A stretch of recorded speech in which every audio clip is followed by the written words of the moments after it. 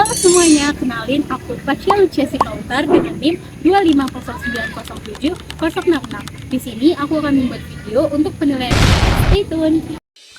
Proses administrasi di kantor polisi meliputi berbagai tahapan, mulai dari pelayanan publik, pengaduan, registrasi, penyidikan, hingga dokumentasi dan pelaporan. Yang pertama ada pelayanan awal atau pengaduan masyarakat. Masyarakat datang ke kantor polisi terdekat dan langsung ke bagian Sentra Pelayanan Kepolisian Terpadu atau SPKT. Nantinya, petugas SPKT akan menerima laporan atau aduan tersebut, mencatat informasi dasar, mengevaluasi apakah laporan tersebut bisa diterima atau tidak. Yang kedua, ada registrasi dan penomoran administrasi. Setelah laporan diterima, dilakukannya registrasi administrasi penyidikan, baik secara manual atau melalui aplikasi dan diberi nomor laporan.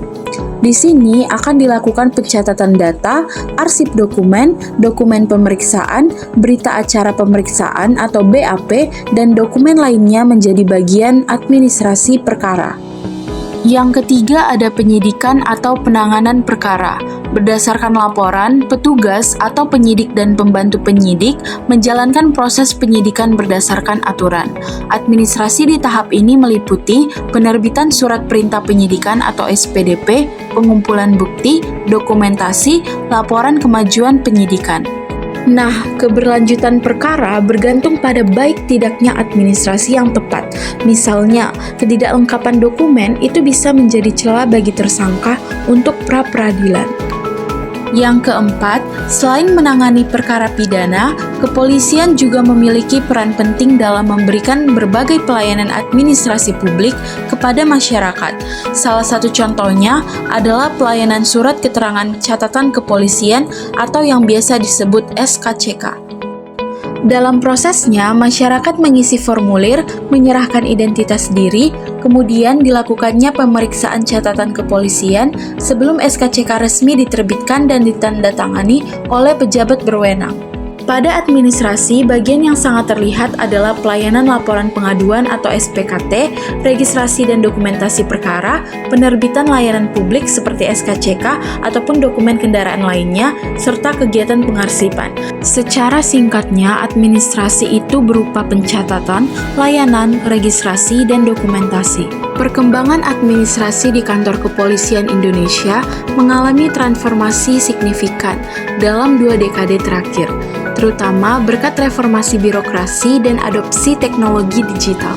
Proses administrasi yang tadinya manual kini mulai diarahkan ke sistem digital dan berbasis elektronik guna menciptakan layanan yang lebih efisien dan transparan.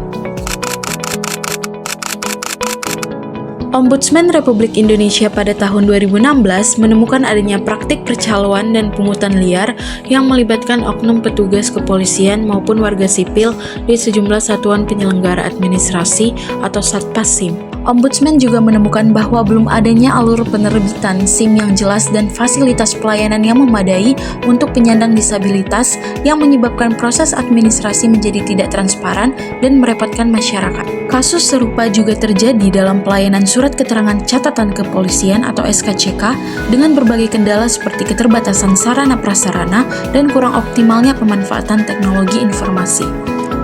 Strategi ataupun solusi yang dapat kita lakukan adalah mengevaluasi dan menetapkan standar pelayanan sesuai dengan UU Nomor 25 Tahun 2009, mengembangkan sistem digital untuk pembuatan SIM dan SKCK, penambahan pegawai layanan, sosialisasi prosedur, penyediaan fasilitas ramah disabilitas, dan ruang layanan yang nyaman, pemasangan alur proses serta papan nama petugas untuk transparansi, dan pembentukan tim pengawas guna mencegah pungutan liar.